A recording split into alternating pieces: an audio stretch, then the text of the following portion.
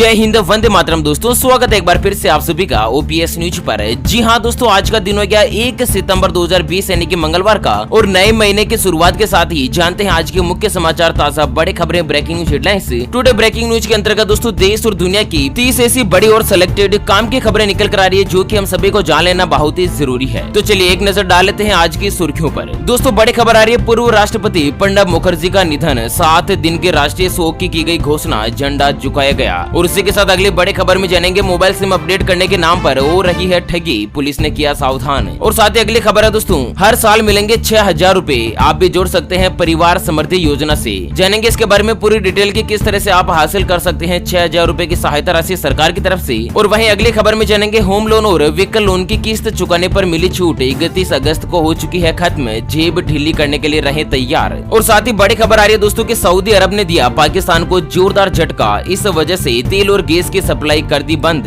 अच्छा, अगली खबर में जानेंगे, 50 साल से ज्यादा उम्र के कर्मचारी सरकार के निशाने पर, मोदी सरकार हर 3 महीने पर करेगी काम की समीक्षा, कमी पाए जाने पर सीधी होगी नौकरी से छुट्टी। और वहीं अगली खबर में जानेंगे कि सरकार किसानों को उपलब्ध करवाएगी किराए पर कृषि यंत्र, जानेंगे इसके बारे में पूरी डिटेल। और साथ ही राम मंदिर को लेकर बड़ी खबर आ रही है। और साथ ही अगली बड़ी खबर में जानेंगे कि 21 सितंबर से खुलेंगे स्कूल और कॉलेज, लेकिन केवल 9वीं से लेकर 12वीं तक के छात्र जिनको मिलेगी अनुमति। और इसी के साथ जानेंगे दोस्तों देश और दुनिया की कोरोना वायरस के साथ ही तमाम तरह की महत्वपूर्ण और बड़ी खबरें। ऐसे में वीडियो को पूरा लास्ट तक जरूर देखेगा। चलिए शुरुआत कर लेते हैं वीडियो की तरफ, लेकिन उससे पहले आपको बता दें, अगर आप अपने चैनल ओपीएस न्यूज पर पहली बार वीडियो देख रहे हैं तो दोस्तों वीडियो के नीचे का लाल बटन दबाकर चैनल को सब्सक्राइब कर लीजिएगा और पास वाले घंटी बटन को जरूर दबा दीजिए, ताकि दोस्तों आप और हम रह पाएंगे दिन भर की काम की और लेटेस्ट खबरों से हमेशा अपडेट। तो दोस्तों बड़ी खबर निकल कर आ रही है, पूर्व राष्ट्रपति प्रणब मुखर्जी का निधन, 7 दिनों के राष्ट्रीय शोक की घोषणा, झंडा झुकाया गया। आपको बता दें देश के पूर्व राष्ट्रपति प्रणब मुखर्जी का कल 31 अगस्त 2020 को निधन हो गया। वह 84 साल के थे। और साथ ही प्रणब मुखर्जी को 10 अगस्त को सेना के रिसर्च एंड रेफरल हॉस्पिटल में भर्ती कराया गया था। उसी दिन उनके मस्तिष्क की सर्जरी भी की गई थी। और उनके परिवार में 2 पुत्र और 1 पुत्री है। लंबे समय तक कांग्रेस के नेता रहे मुखर्जी, 7 बार सांसद भी रह चुके हैं। चलिए अगली खबर आ रही है, मोबाइल सिम अपडेट करने के नाम पर आपके साथ भी हो सकती है ठगी, पुलिस ने किया है सावधान। तो आपको बता दें, अगर आपको भी किसी ने फोन करके आपका पुराना 2G या 3G मोबाइल सिम बदल कर आपके नए 4G इस सिम में देने का ऑफर दिया है, तो आप सावधान हो जाएगा, क्योंकि आपके साथ ठगी का प्रयास किया जा रहा है। और दोस्तों अगर आपको इस तरह का कोई भी कॉल आता है, SMS आता है, तो आप cybercrime.gov.in की एक गवर्नमेंट की वेबसाइट है, वहाँ पर आप अपनी शिकायत दर्ज करवा सकते हैं। क्योंकि दरअसल ठग जो होते हैं ना, वो दोस्तों आपको इस तरह का कॉल करके आपकी सिम की कुछ गोपनीय जानकारी इकट्ठी कर लेते हैं और दोस्तों आपके सिम का स्वैप कर लेते हैं, जिससे कि आपका सिम कार्ड तो आपके मोबाइल में लगा रहेगा, लेकिन आपके नाम पर कोई दूसरा सिम कार्ड जो वो ठग हुआ है ना, वो दोस्तों रिलीज कर लेते हैं, उनके पास हासिल कर लेते हैं। तो इस तरह से कुछ सावधान रखिएगा। और इसके साथ अगली खबर है कि हर साल मिलेंगे 6000 रूपए, जुड़े परिवार समृद्धि योजना से। जी हाँ दोस्तों, सरकार ने गरीब परिवार की आर्थिक मदद के लिए मुख्यमंत्री परिवार समृद्धि योजना चलाई है। इस योजना के तहत राज्य के हर परिवार को हर साल 6000 रूपए की राशि जो है राज्य सरकार के द्वारा दी जाएगी। यह राशि सामाजिक सुरक्षा, जीवन बीमा और आकस्मिक बीमा के पेंशन लाभ और अन्य सहायता के तौर पर आपके खाते में दी जाएगी। आपको बता दें, मुख्यमंत्री परिवार योजना के तहत उसी परिवार को आर्थिक मदद दी जाएगी जिसकी सालाना आमदनी 1,80,000 रूपए से ज्यादा नहीं है और परिवार खेती किसानी से संबंध रखता है और साथ ही उसके पास 2 हेक्टेयर से ज्यादा की जमीन नहीं होनी चाहिए। दोस्तों अगर आप भी इस कैटेगरी में आते हैं तो आप मुख्यमंत्री समृद्धि योजना यानी कि परिवार समृद्धि योजना से जुड़कर 6000 रूपए की सहायता राशि जो है ना, वो दोस्तों प्राप्त कर सकते हैं। ध्यान रखिएगा दोस्तों, प्रधानमंत्री किसान सम्मान निधि योजना से यह योजना बिल्कुल अलग है। अगर आप उस योजना का पैसा लेते हैं ना, तो भी आपको इस योजना के अंतर्गत अलग से 6000 रूपए की सहायता राशि जो दी जाएगी। चलिए अगली खबर है, होम लोन और व्हीकल लोन की किस्त चुकाने पर मिली छूट 31 अगस्त को हो चुकी खत्म। आपको बता दें, अगर आप भी किस्त चुकाने में असमर्थ है तो बैंक से संपर्क करके लोन रिस्ट्रक्चरिंग पर बात करने के लिए स्वतंत्र है। दरअसल बैंक लोन रिस्ट्रक्चरिंग कर आपके लोन भुगतान पीरियड को 2 साल तक के लिए बढ़ा सकते हैं। वहीं आपको बता दें कि कोरोना संकट काल के दौरान सरकार की तरफ से 31 अगस्त तक के लिए लोन की किस्त नहीं चुकाने जाने पर भी आपके ऊपर किसी भी प्रकार की पेनल्टी और ब्याज के अतिरिक्त भुगतान पर रोक लगा दी गई थी। वो समय अवधि समाप्त हो चुकी है और अब दोस्तों 1 सितंबर से ही आपके नाम पर जितने भी लोन चल रहे हैं आपको उसकी किस्त चुकानी ही पड़ेगी। चलिए अगली खबर है, सऊदी अरब ने दिया पाकिस्तान को जोरदार झटका, इस वजह से तेल और गैस की सप्लाई कर दी गई बंद। तो आपको बता दें, सऊदी अरब ने इमरान खान सरकार की तरफ से कश्मीर मुद्दे पर इस्लामिक देशों के संगठन IOC को अलग थलग करने की धमकी देने के बाद पाकिस्तान के लिए लोन पर तेल के प्रोविजन को रोक दिया है। दरअसल अक्टूबर 2018 में सऊदी अरब ने पाकिस्तान को 3 साल के लिए 6.2 अरब डॉलर का फाइनेंशियल पैकेज का देने का ऐलान किया था, जिसमें 3 अरब डॉलर की कैश सहायता राशि शामिल थी और बाकी के पैसों के बदले में पाकिस्तान को तेल और गैस की सप्लाई दी जानी थी, जिसे दोस्तों सऊदी अरब ने बंद कर दिया है। पाकिस्तान की इमरान खान सरकार के कश्मीर मुद्दे को देखते हुए दोस्तों सऊदी अरब ने इस तरह का कुछ बड़ा फैसला लिया है। दोस्तों अगर आप भी सऊदी अरब सरकार के इस फैसले से खुश हो और आप चाहते हैं कि पाकिस्तान को सऊदी अरब से कोई भी तेल और गैस की सहायता नहीं मिले, तो दोस्तों आप हमें वीडियो के नीचे कमेंट बॉक्स में जय हिंद और जय हिंदुस्तान लिखकर अपनी खुशी जाहिर कर सकते हैं। और इसी के साथ अगली खबर है कि दोस्तों कोरोना वैक्सीन को लेकर भारत का ग्लोबल प्लान तैयार, पड़ोसी देशों को मिलेगी मदद, लेकिन पाकिस्तान का नाम फिलहाल नहीं। आपको बता दें भारत की कोरोना वायरस के वैक्सीन की जानकारी से परिचित कुछ अधिकारियों ने नाम न बताने की शर्त पर कहा कि केंद्र सरकार कम से कम 5 अलग अलग तरीकों पर काम कर रही है, जिसमें निःशुल्क टीकों से लेकर गारंटीकृत आपूर्ति तक शामिल है, जिसमें पश्चिम एशिया, अफ्रीका और यहाँ तक कि लैटिन अमेरिका के देशों के साथ साथ अपने पड़ोसी देशों की मदद करना भी शामिल है। यानी कि दोस्तों भारत देश में जो भी कोरोना वायरस की वैक्सीन बनेगी, जो कोरोना वायरस का टीका बनेगा ना, वो भारत के पड़ोसी देशों को भी मदद के रूप में भारत उपलब्ध करवाएगा। लेकिन फिलहाल इसमें पाकिस्तान का नामो निशान नहीं रहेगा। पाकिस्तान को इस तरह की मदद देने पर रोक लगा दी गई है। चलिए अगली खबर है 50 साल से ज्यादा उम्र के कर्मचारी निशाने पर, मोदी सरकार हर 3 महीने पर करेगी काम की समीक्षा।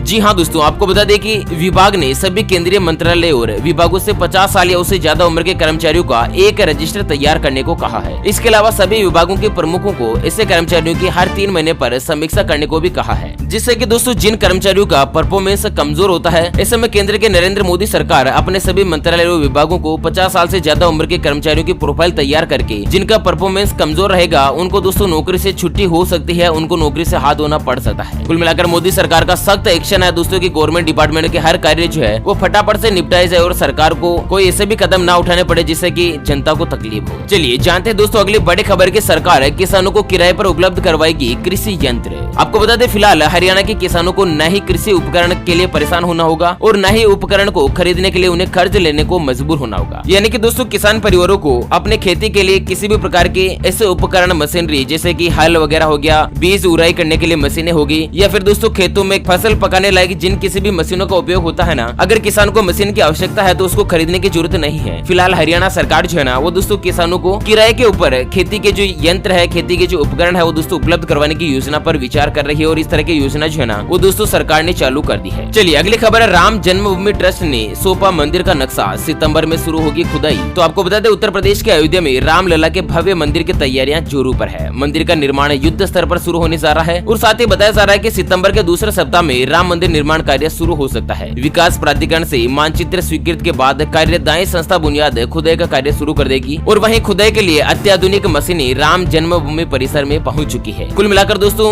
जल्द से जल्द आपके और हमारे सामने भगवान श्री राम जी का मंदिर बनकर तैयार हो जाएगा। दोस्तों ज्यादा से ज्यादा संख्या में वीडियो के नीचे कमेंट बॉक्स में जय श्री राम अवश्य लिखेगा। चलिए जानते हैं अगली बड़ी खबर स्कूल और कॉलेजों के खुलने को लेकर आ रही है, लेकिन उससे पहले एक नजर डालते हैं आज के माइंड क्विज यानी कि गिवे वाले सवाल की तरफ। तो दोस्तों आज का माइंड क्विज वाला सवाल आप स्क्रीन पर देख पा रहे हैं। नवाबों का शहर किसे कहा जाता है? जी हाँ दोस्तों दोबारा सुन लीजिएगा, नवाबों का शहर किस शहर को कहा जाता है? तो फटाफट से लिखना है क्वेश्चंस का आंसर इस वीडियो के नीचे कमेंट बॉक्स में। और दोस्तों सही जवाब देने वाले किसी एक कमेंट्स को सेलेक्ट किया जाएगा हमारी ओपीएस न्यूज टीम की तरफ से और उसे दिया जाएगा 3 महीने का मोबाइल रिचार्ज बिल्कुल फ्री। और ध्यान रखिएगा दोस्तों ये जो गिव है ना वो बिल्कुल फ्री है, इसके लिए कोई भी चार्जेस वगैरह नहीं लिया जाएगा। चलिए अनलॉक 4.0 के नए गाइडलाइंस के अनुसार बड़ी खबर आ रही कि 21 सितंबर से खुलेंगे स्कूल और कॉलेज, लेकिन केवल 9वीं से लेकर 12वीं तक के छात्र जाएंगे स्कूल। जी हाँ, कोरोना संकट के बीच गृह मंत्रालय ने शनिवार को अनलॉक 4 की गाइडलाइंस जारी कर दी है। केंद्र सरकार ने राज्यों को 50% तक टीचिंग और नॉन टीचिंग स्टाफ के साथ स्कूल और कॉलेज खोलने की अनुमति दे दी है। यानी कि दोस्तों जितने टीचर्स स्कूल में आते हैं ना उनमें से कम 50% का स्टाफ ही स्कूल के लिए आएगा और साथ ही 9वीं से लेकर 12वीं तक के छात्र ही अपनी मर्जी से स्कूल जा पाएंगे। उनके लिए उन्हें अभिभावकों से अनुमति लेनी होगी। यानी कि छात्र अगर अपनी मर्जी से चाहे तो स्कूल जा सकते हैं, चाहे तो नहीं जा सकते हैं। चलिए अगली खबर है आरबीआई करवाएगी सर्वे, अब जनता तय करेगी कि आखिर कैसे होने चाहिए नोट और सिक्के। तो करेंसी नोट और सिक्कों के निर्धारण में आम जनता की भागीदारी बढ़ाने के लिए सरकार ने इन्हें चलन में लाने से पहले आम राय लेने का फैसला किया है। इसके लिए बड़े पैमाने पर एक सर्वेक्षण करवाने की तैयारी है और आम जनता के बीच देश भर में करवाए जाने वाले इस सर्वेक्षण के आधार पर केंद्रीय बैंक आने वाले दिनों में देश में प्रचलन में रहने वाले नोट और सिक्कों के बारे में फैसला करेगा। यानी कि दोस्तों किस तरह के नोट जारी होने चाहिए, किस तरह के सिक्के जारी होने चाहिए, इस तरह का जो फैसला और विचार है ना वो दोस्तों आरबीआई जो है वो जनता से राय लेकर करेगी। वैसे आपकी राय क्या है दोस्तों, किस तरह के सिक्के आने चाहिए? आप अपनी राय में वीडियो के नीचे कमेंट बॉक्स में जरूर बताइएगा। चलिए अगली खबर है 8वीं पास से कम और 2 बच्चों से अगर ज्यादा है तो नहीं लड़ पाएंगे पंचायत चुनाव। जी हाँ, सरकार ने उत्तर प्रदेश में कानून व्यवस्था की स्थिति को पटरी पर लाने की कवायद के साथ ही पंचायती राज व्यवस्था को दुरुस्त बनाने की मशक्कत शुरू कर दी है और इसके लिए सरकार ने प्रदेश में होने वाले पंचायती राज चुनाव के नियमों की जिसके अंतर्गत बड़ा फेरबदल करने का फैसला किया है और साथ ही मुख्यमंत्री योगी आदित्यनाथ की सरकार पंचायत चुनाव लड़ने की योग्यता तय करने जा रही है। इसके लिए कम से कम 8वीं पास होना जरूरी होगा और साथ ही जिनके 2 बच्चों से ज्यादा है ना, वो दोस्तों चुनाव लड़ने के लिए अयोग्य रहेंगे, चुनाव नहीं लड़ पाएंगे। अच्छा, अगली बड़ी खुशखबरी निकल कर आ रही है कि बैंक जल्द ट्रांसफर करेगा आपके खाते में पैसा, सरकार ने दिया है आदेश।